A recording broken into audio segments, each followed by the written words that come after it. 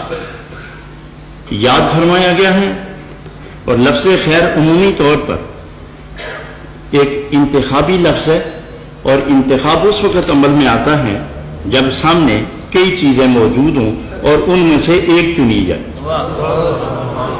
جب تمام انبیاء سابقین علیہ السلام کی امتیں اور سرکار دو عالم علیہ السلام کی امت یہ سب سامنے تھی تو سب کو دیکھنے کے بعد فرمایا کہ میرے محبوب کی یہ امت خیر امت ہے۔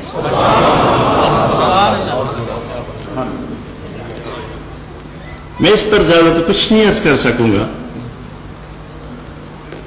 اپنے جذبات کو الفاظ کا جامع پہنانے کے لیے استطاعت نہ ہونے کے باوجود بھی میں کوشش کروں گا، لیکن طبیعت میرے جذبات کی موافقت نہیں کر رہی۔ یہ خیر امت ہے۔ پہلی بات تو اس لیے کہ ساری کائنات کے تاجدار مختار اولین و آخرین بعد از خدا بزرگ تو ہی کی شان والی ذات گرامی وقار، ان سے نسبت رکھنے کی وجہ سے یہ بلند اعزاز حاصل ہوا۔ اور اس کے ساتھ ایک قدم اور آگے بڑھ کے دیکھو کہ اس امت کی ابتدا میں کون ہے۔ یہ امت کس سے شروع ہوتی ہے؟ جب دیکھتے ہیں تو یہ امت، اس امت کی ابتدا میں جناب صدیق اکبر ہیں۔ جس امت میں صدیق اکبر ہوں اور سرکار دو عالم خود فرمائیں کہ انبیاء کے بعد نسل انسانی میں جو مقبولین ہیں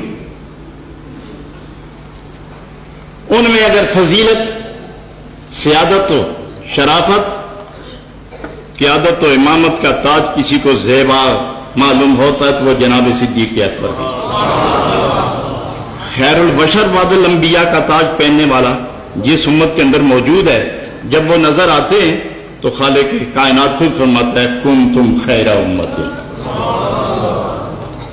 اور جس میں فاروق اعظم ہوں، عثمان ذی النورین ہوں، علی المرتضیٰ ہوں، اور درمیان میں غوث قطب ابدال ہوں، اور امام مہدی ہوں، اور آخر میں عیسیٰ علیہ السلام امتی بن کر آئے ہوں۔ جب ان سب کو دیکھا جاتا ہے تو اللہ تعالیٰ خود فرماتا ہے کنتم خیر امت۔ اتنا بڑا اعزاز جس امت کو ملے اس کے لیے اللہ نے ارشاد فرمایا اخرجت للناس تأمرون بالمعروف وتنہون عن المنکر۔ پہلے امت فرمایا، اس امت کو الناس کی طرف متوجہ فرمایا۔ معلوم ہوا کہ الناس یہ بھی امت ہے مگر صرف امت دعوت ہے، اور امت یہ نبی کریم کی امت تو ہے لیکن امت اجابت ہے۔ امت اجابت کو امت دعوت کی طرف متوجہ کیا گیا کہ جتنا میں نے تمہیں عظمت سے نوازا ہے اس کا بدلہ یہ ہے کہ سب کو میرے محبوب کی غلامی کا اعزاز دلاتے چلے جاؤ، اور جدھر جاؤ نیکی پھیلاتے چلے جاؤ۔ لیکن یہ بات ذہن میں رہے کہ ساری امت کے ہر فرد کو، ہر مرد کو، ہر عورت کو یہ حکم نہیں کہ وہ مبلغ بن کے اٹھ کے چل پڑے، بلکہ وَلْتَكُن مِّنكُمْ أُمَّةٌ، اس امت میں سے ایک جماعت چاہیے جو عالم بھی ہو، بعمل بھی ہو، پرخلوص بھی ہو، صاحب عقل بھی ہو، صاحب بصیرت بھی ہو، اور صاحب تدبیر بھی ہو۔ سبحان اللہ۔ عقل ملے اور تنہا رہے تو فطور کے سوا کچھ نہیں۔ عقل اور علم دونوں اکٹھے ہو جائیں تو فطور ہی فطور ہے، شرارت ہی شرارت ہے، بغاوت ہی بغاوت ہے، کثافت بھی اور قساوت بھی۔ لیکن جب علم، عقل اور عمل اکٹھے ہو جائیں تو پھر اس میں خیر و شر کا امکان موجود رہتا ہے، کبھی خیر کبھی شر۔ لیکن جب علم، عقل، عمل اور اخلاص شامل ہو جائے تو خیر کے سوا کچھ نہیں ہوتا۔ تو وہ لوگ جن کی عقل سلیم ہے، جن کا علم درست ہے اور علم کے مطابق عمل مقبول ہے اور اخلاص شامل ہے، یہ لوگ چراغ کی مانند ہیں، یہ لوگ چمکتے ستارے ہیں، یہ جدھر بھی جائیں گے برائیاں مٹتی جائیں گی، نیکیاں پھیلتی چلی جائیں گی۔ البتہ ہر سنی عالم کو، ہر سنی درویش کو، ہر سنی مرد کو، ہر سنی عورت کو ایک ایک جملہ روز نیکی کا کہہ دینا چاہیے۔ عوام کی بات کرتا ہوں، جدھر جاؤ نیکیاں پھیلاؤ، جدھر جاؤ برائیاں مٹاؤ، اور اگر نیکی نہیں پھیلا سکتے تو خود نیکی پر قائم رہو۔ برائیاں نہیں مٹ سکتی تو نہ مٹیں، آپ جواب دہ نہیں ہیں، مگر خود برائی سے بچتے چلے جاؤ۔ ایک وقت ایسا آتا ہے کہ جب انسان خود برائی سے بچ جائے اور نیکی پر مکمل ہو جائے تو اس کا چہرہ، اس کی نظر، اس کا عمل، اس کا کردار، اس کی گفتار خود ہدایت کا ذریعہ بن جاتا ہے۔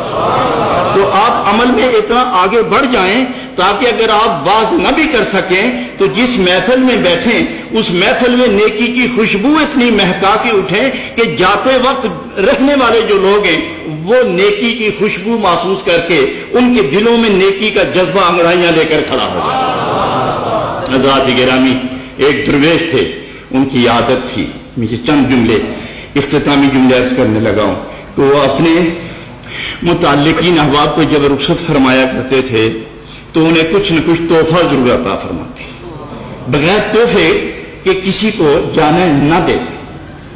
تو ایک دفعہ آپ کے پاس صرف دو چیزیں رہ گئی، ایک کینچی اور ایک سوئی۔